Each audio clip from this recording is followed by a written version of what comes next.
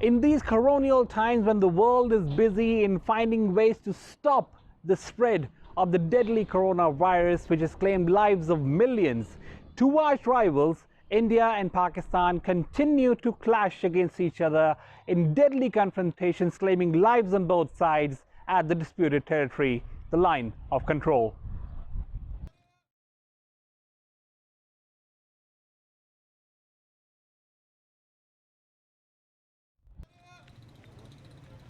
While the world fights against COVID-19, India's ongoing aggression at the line of control has intensified as violations of the ceasefire has claimed lives of civilians and the border security forces on both sides of the disputed border. Pakistan maintains that India's attempts to accuse Islamabad of trying to infiltrate militants into Indian Occupied Kashmir is based on false, concocted and baseless grounds.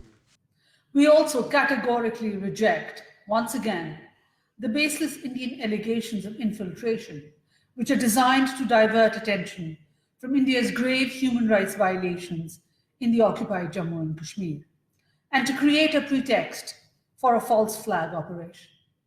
Pakistan government has maintained and cautioned the global community over New Delhi's intentions of a false flag operation to justify its violations along the line of control and divert attentions from its state-backed brutalities against the people of Kashmir in the occupied territory.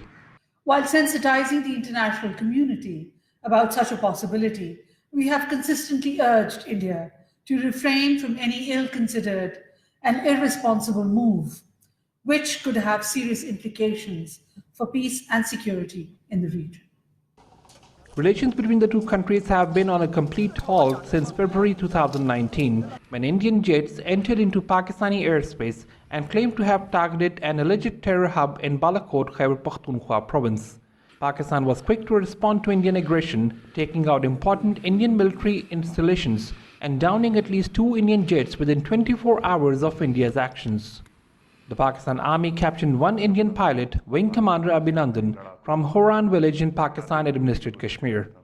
The pilot was later released and handed over to the Indian authorities from the Wagah border, an action done by Islamabad as a peace gesture.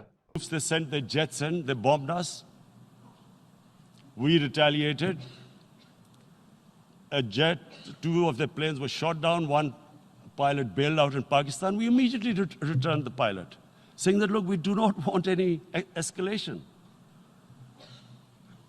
Rather than taking that as a peace gesture, the entire campaign, almost the entire campaign of Mr. Modi in the election was how he had taught Pakistan a lesson that jets had killed 350 terrorists.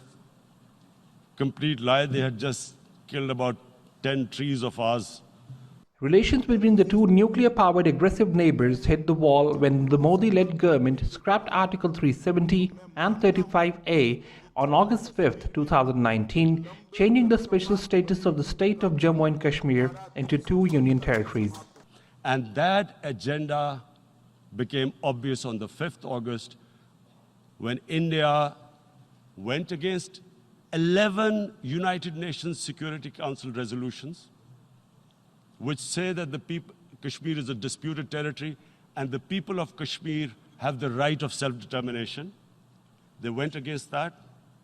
They went against Simla Accord, which is about bilateral, sorting out our differences through bilateral means, went against that.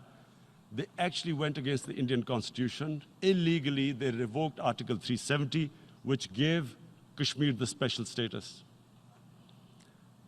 They got an extra 180,000 troops there.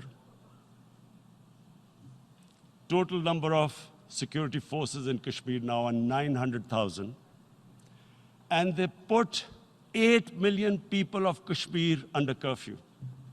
Pakistan has called on the global community through its ongoing diplomatic outreach of the threats India poses to regional and global security, taking unilateral and illegal decisions in occupied Kashmir, which may lead both countries on the verge of an all-out war or a nuclear-level confrontation. And when a nuclear-armed country fights to the end, it will have consequences far beyond the borders.